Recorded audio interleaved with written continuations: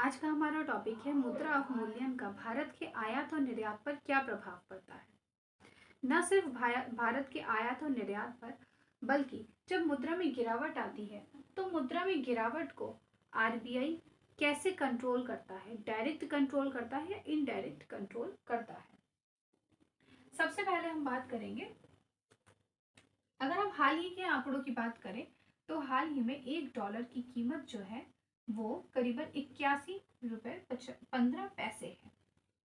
तो अगर हम इसको देखें तो यहाँ पे साफ तौर पर पता चल रहा है कि वर्तमान स्थिति जो भारत में है, यहाँ मुद्रा में गिरावट देखी जा रही है।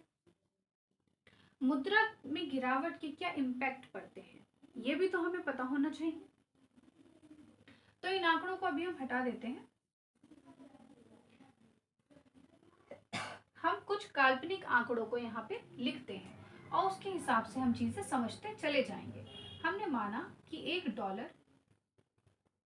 बराबर 30 रुपए।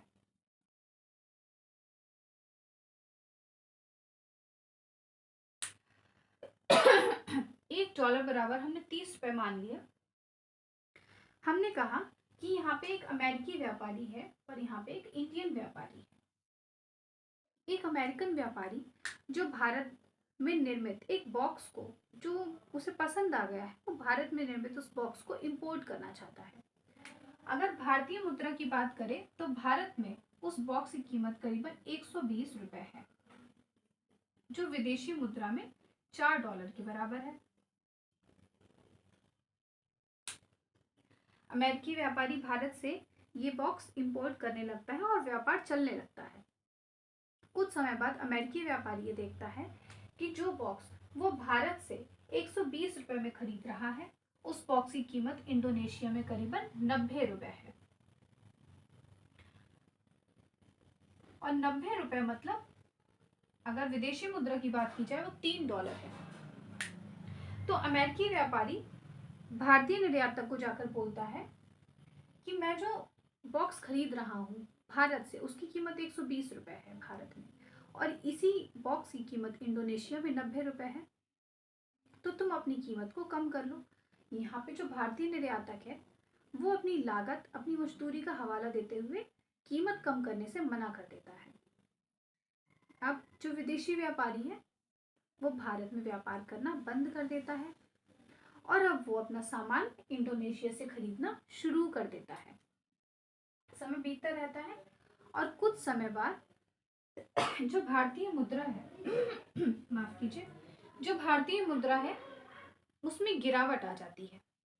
जैसे ही भारतीय मुद्रा में गिरावट, मान लीजिए कि अब भारतीय मुद्रा में गिरावट आके $1 की जो कीमत है वो करीबन 60 रुपए हो जाती है। और भारतीय मुद्रा में गिरावट आने पर जो भारत में निर्मित बॉक्स की कीमत 120 रुपए है, ये बॉक्स जब विदेशी मुद्रा में चेंज किया जाता है तो ये $2 का हो जाता है, क्योंकि अब $1 की कीमत 60 रुपए हो गई है। अब अमेरिकी व्यापारी जो इंडोनेशिया के साथ व्यापार कर रहा था वो पुनः भारत में आ जाता है और भारत में व्यापार करने लगता है। उसका बड़ा कारण ये है कि अब भारतीय मुद्रा में गिरावट आ गई है। अब भारत में अमेरिकी व्यापारी को इंडोनेशिया से भी सस्ता सामान मिल रहा है। जहां मुद्रा में गिरावट से पहले अमेरिकी व्यापारी को एक बॉक्स की कीमत पर $4 देने हो रहे थे, लेकिन जैसे ही मुद्रा में गिरावट आई, अब अमेरिकी व्यापारी एक बॉक्स की कीमत $2 दे रहा है। मतलब सीधे तौर पर देखा जाए तो जहां पे $4 में वो एक बॉक्स खरीद रहा था, अब वो $4 में 2 बॉक्स खरीद सकता है भारत में। सॉरी। तो यहाँ पे हमें इतनी चीजें समझ में आई कि भारत की मुद्रा में जब गिरावट आती है तो भारत एक निर्यातक देश के रूप में प्रतिस्पर्धा में लग जाता है और उस स्थिति में भारत का जो आयात है, भारत का जो इंपोर्ट है, वो हतोत्साहित होता है। दूसरी तरफ जब भारत की मुद्रा महंगी होती है या जब भारत की मुद्रा मजबूत होती है तो उस समय जो भारत देश है वो एक इंपोर्टर के रूप में उभरता है। एक इंपोर्टर के रूप में प्रतिस्पर्धा करता है और एक एक्सपोर्टर के रूप में वो हतोत्साहित होता है। तो यहाँ पे हमें इतनी चीजें पता चली कि मुद्रा में गिरावट से निर्यात और आयात पर क्या प्रभाव पड़ता है। जैसे ही मुद्रा में गिरावट होती है वैसे ही अलग अलग देशों के जो लोग हैं वो भारत में आकर व्यापार करना शुरू कर देते हैं, भारत से ज्यादा चीजें इंपोर्ट करना शुरू कर देते हैं, क्योंकि अब भारत में उन्हें वस्तु का जो रेट है वो सस्ता मिल रहा है। जैसे ही भारत की मुद्रा में गिरावट होती है, भारत के खुद के घरेलू देश में उसे काफी नुकसान होता है। मुद्रा में गिरावट एक नुकसान का ही प्रतीक है लेकिन उस नुकसान की भरपाई जितना वो निर्यात करता है उससे वसूल हो जाती है। तो यहाँ पे हमें मुद्रा के अवमूल्यन से जो आयात और निर्यात पर प्रभाव पड़ता है हमें ये समझ में आ चुका है। अब हम पढ़ेंगे कि व्यापार घाटे का क्या इसमें रोल होता है। अब हम बात करेंगे व्यापार घाटे की, ट्रेड डेफिसिट क्या होता है। तो अगर सीधे शब्दों में हम व्यापार घाटे को समझाएं तो व्यापार घाटे का मतलब ये होता है कि जब कोई देश अपने निर्यात से ज्यादा आयात करता है, मतलब जब कोई देश निर्यात कम करके आयात ज्यादा करता है तो व्यापार घाटा देखने को मिलता है। और अभी हमने बताया था मुद्रा अवमूल्यन, तो जब मुद्रा में गिरावट होती है तो व्यापार घाटे में राहत देखने को मिलती है। ये दोनों ही चीजें अभी समझाएंगे। यहाँ पे व्यापार घाटे को दो पार्ट में डिवाइड कर ले रहे हैं।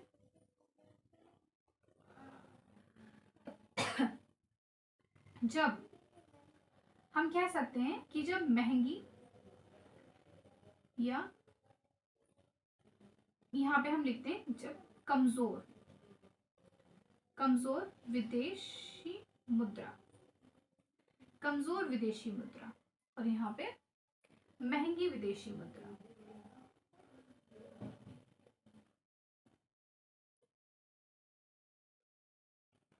कमजोर विदेशी मुद्रा और महंगी विदेशी मुद्रा, इन दोनों का मतलब क्या है। अगर कमजोर विदेशी मुद्रा हम इसको कह रहे हैं, इसका मतलब ये है कि $1 बराबर 30 रुपए। हमने यहाँ पे आंकड़े कंसीडर कर लिए और यहाँ पे हमने $1 बराबर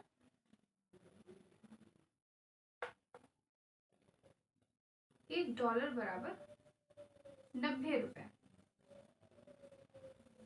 हमने यहाँ पे आंकड़े कंसीडर करे।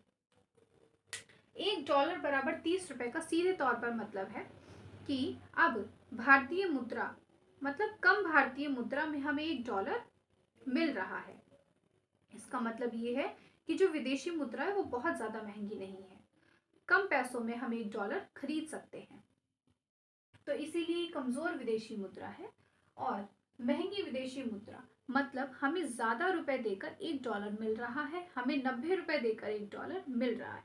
तो यहाँ पे इसीलिए ये महंगी विदेशी मुद्रा हो गई है।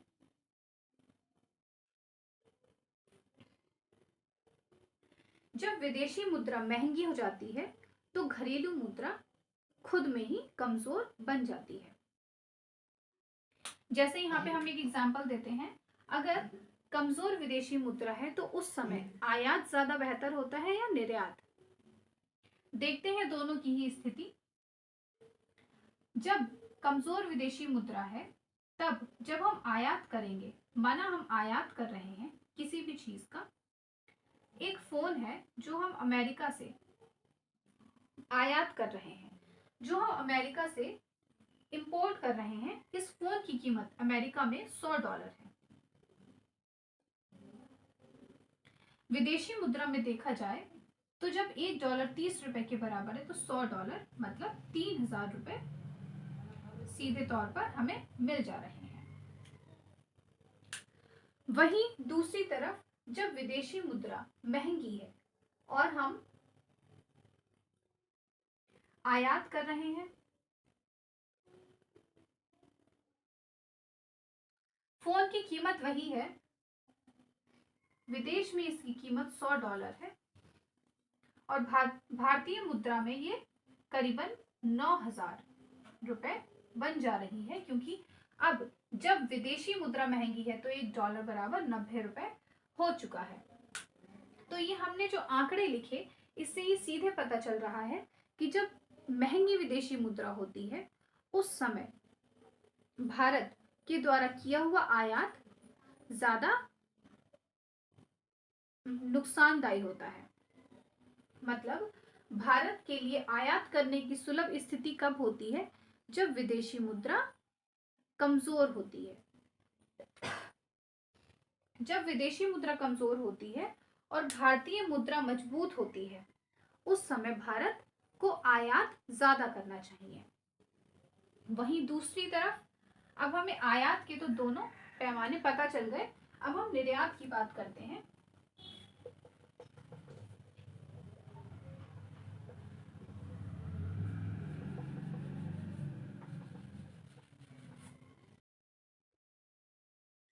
तो अभी तक हमें एक चीज समझ में आई कि जब विदेशी मुद्रा कमजोर होती है और घरेलू जो रुपए होता है वो मजबूत होता है, तो उस समय भारत को आयात ज्यादा करना चाहिए। मतलब भारत में आयात प्रतिस्पर्धी बन जाता है। अब हम दूसरी तरफ देखते हैं निर्यात की स्थिति, जब विदेशी मुद्रा कमजोर होती है और जब विदेशी मुद्रा महंगी होती है, इन दोनों में ही निर्यात की स्थिति हम देखते हैं।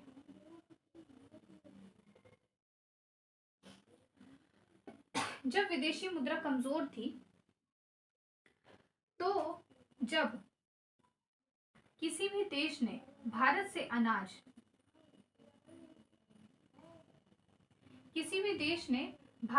अनाज खरीदा, मान लो उसने $10 का अनाज भारत से खरीदा। अगर भारतीय मुद्रा में इसको देखा जाए तो $10 करीबन 300 रुपए बनते हैं। ये कब की स्थिति है? जब विदेशी मुद्रा कमजोर है। ठीक है। वहीं दूसरी तरफ जब महंगी विदेशी मुद्रा है, मतलब जो विदेशी मुद्रा है वो मजबूत है, महंगी है, उस स्थिति में अगर कोई विदेशी व्यापारी भारत से अनाज खरीदता है तो $10 में $10 को अगर भारतीय मुद्रा में कन्वर्ट किया जाए तो करीबन 900 रुपए बनता है। तो सीधे तौर पर हमें ये पता चल रहा है कि जब विदेशी मुद्रा मजबूत होती है, जब विदेशी मुद्रा महंगी होती है, उस समय भारत को निर्यात करना चाहिए या आयात करना चाहिए? यहाँ पे साफ साफ दिखाई दे रहा है, जब विदेशी मुद्रा महंगी होती है तब यदि भारत निर्यात करता है, ये निर्यात की स्थिति है, तब यदि भारत निर्यात करता है तो उससे ज्यादा मुनाफा होता है। मतलब विदेशी मुद्रा महंगी होने पर निर्यात ज्यादा प्रतिस्पर्धी हो जाता है और आयात हतोत्साहित होता है। महंगी विदेशी मुद्रा का मतलब सीधे तौर पर यही है कि घरेलू मुद्रा कमजोर होना। जब हमारे देश की घरेलू मुद्रा कमजोर होती है तो हम निर्यात ज्यादा करते हैं। यहाँ पे ये दोनों आंकड़े इसी को दिखा रहे हैं कि जब महंगी विदेशी मुद्रा है, जब हमारे देश की मुद्रा कमजोर है और विदेश की मुद्रा महंगी है, उस समय निर्यात ज्यादा सुलभ होता है। और जब विदेशी मुद्रा कमजोर होती है और हमारे देश की मुद्रा मजबूत होती है, हमारे घरेलू देश की मुद्रा मजबूत होती है, उस समय आयात ज्यादा प्रतिस्पर्धी बन जाता है और निर्यात हतोत्साहित होता है। तो यहाँ पे हमें आयात और निर्यात दोनों ही चीजों का पता चल गया, मुद्रा की गिरावट के समय और मुद्रा की बढ़ोतरी के समय।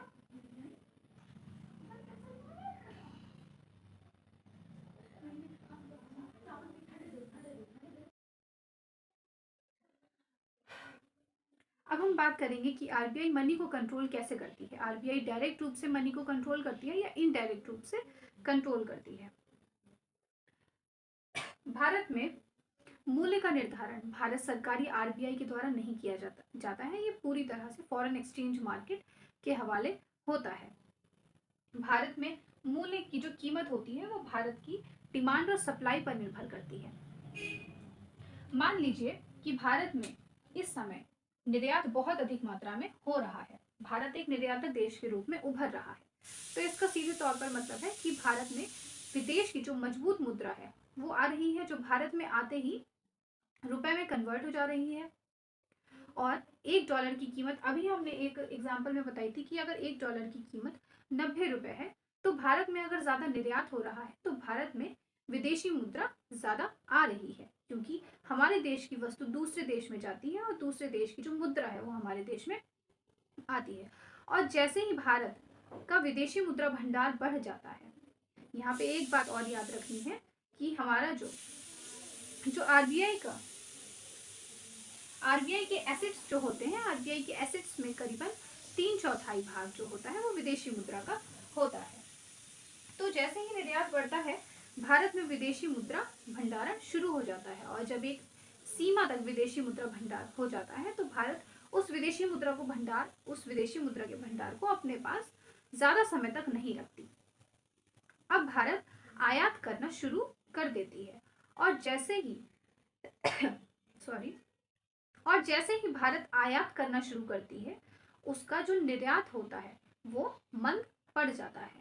जैसे ही भारत में आयात की स्थिति बढ़ जाती है, भारत आयात करना शुरू करती है, वैसे ही भारत की जो घरेलू मुद्रा है वो अब कमजोर से मजबूती की ओर बढ़ने लगती है। कहने का मतलब सीधा है कि जब भारत में आयात की स्थिति आती है तो भारत की जो मुद्रा है वो मजबूत होने लगती है, और जब भारत में निर्यात की स्थिति आती है तो भारत की जो मुद्रा है वो स्वतः ही कमजोर हो जाती है। या हम ये कह सकते हैं कि निर्यात की स्थिति तभी आती है किसी देश में जब उसकी घरेलू मुद्रा में गिरावट आती है, और आयात की स्थिति तभी आती है जब उस देश की जो मुद्रा है वो मजबूत होने लगती है। तो हमें यहाँ पे ये चीज बहुत अच्छे से क्लियर हो गई है कि आयात और निर्यात में मुद्रा की गिरावट और मुद्रा में हुई मजबूती का क्या रोल होता है। अगर किसी भी देश की विदेशी मुद्रा भंडारण अधिक हो गया है और अब वो आयात करने की ओर अग्रसर हो रहा है, अब वो एक आयातक देश बन रहा है, तो उस देश की जो मुद्रा है वो स्वतः ही मजबूत होने लगती है। और जब कोई देश निर्यातक देश के रूप में उभरता है तो उसकी जो घरेलू मुद्रा होती है वो स्वतः ही कमजोर हो जाती है। आयात, किसी भी देश की आयात करने के लिए उसकी घरेलू मुद्रा का मजबूत होना अनिवार्य है। उसी तरह किसी भी देश के निर्यातक देश के रूप में उभरने के लिए उसकी जो घरेलू मुद्रा है उसमें गिरावट होना या घरेलू मुद्रा का कमजोर होना अनिवार्य स्थिति बन जाती है। तो अभी आज हमने जो पढ़ा है वो मुद्रा के अवमूल्यन के बारे में हमने पढ़ा कि मुद्रा का अवमूल्यन क्या होता है, इसका आयात और निर्यात पर सीधे तौर पर क्या असर पड़ता है। उसके बाद हमने पढ़ा था कि व्यापार घाटा क्या होता है। अब मुद्रा के अवमूल्यन के समय व्यापार घाटे में क्या क्या चीजें देखने को मिलती हैं, क्या व्यापार घाटे में राहत की स्थिति बनती है या नहीं बनती है। और उसके बाद हमने पढ़ा आरबीआई मनी को कंट्रोल कैसे करती है, जो हमारा पहला ही प्रश्न था कि आरबीआई जो भी हमारी मुद्रा होती है उसको मुद्रा में गिरावट या बढ़ोतरी को आरबीआई डायरेक्ट रूप से कंट्रोल करती है या इनडायरेक्ट रूप से कंट्रोल करती है। तो अब हम इसी पे बात करेंगे।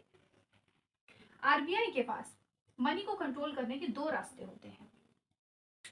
एक रास्ता तो सीधे तौर पर यही होता है कि जो विदेशी मुद्रा भंडारण होता है आरबीआई का, अब उस विदेशी मुद्रा भंडारण को वो इस्तेमाल करना शुरू कर दे। मतलब अब जो देश है, हमारा जो देश है, वो एक आयातक देश के रूप में उभरने लग जाए, और जैसे ही वो एक आयातक देश के रूप में प्रतिस्पर्धी बन जाएगा, जो घरेलू मुद्रा है वो खुद ही स्वयं ही मजबूत होना शुरू हो जाएगी।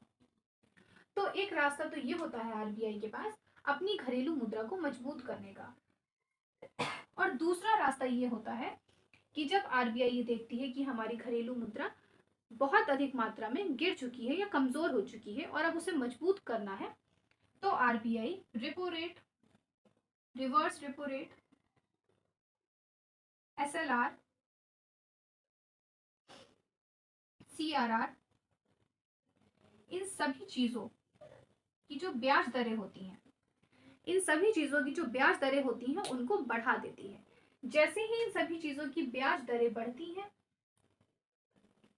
वैसे ही देश की घरेलू अर्थव्यवस्था में संकुचन की स्थिति आने लगती है।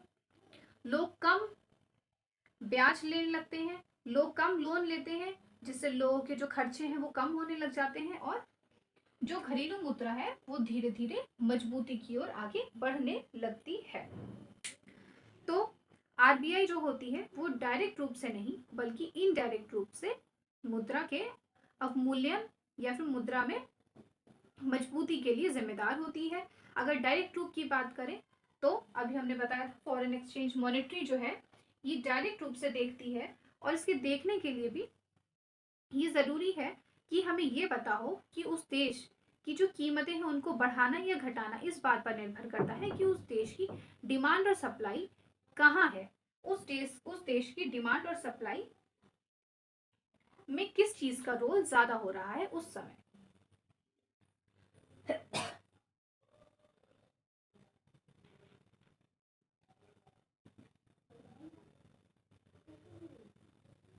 तो अब हमें ये पता चल गया है कि आरबीआई की अगर हम बात करें कि मुद्रा के निर्धारण में मुद्रा में गिरावट लानी है या मुद्रा में मजबूती लानी है, इसमें आरबीआई डायरेक्ट रूप से रोल प्ले नहीं करती है। आरबीआई अप्रत्यक्ष रूप से इसके लिए जिम्मेदार होती है। और प्रत्यक्ष रूप की अगर हम बात करें तो मुद्रा में गिरावट और मुद्रा में मजबूती के लिए फॉरेन एक्सचेंज रेट जो होता है, माफ कीजिए, फॉरेन एक्सचेंज मार्केट जो होता है, फॉरेन एक्सचेंज मार्केट, ये प्रत्यक्ष रूप से जिम्मेदार होता है। तो आज हमारी ये सभी चीजें कंप्लीट हो चुकी हैं। मुद्रा का अवमूल्यन क्या होता है, उसका आयात और निर्यात पर क्या प्रभाव पड़ता है, दूसरा व्यापार घाटा, और तीसरा आरबीआई का इसमें किस तरह से हिस्सेदारी होती है, प्रत्यक्ष रूप से हिस्सेदारी होती है या अप्रत्यक्ष रूप से। तो आज की वीडियो में बस इतना ही।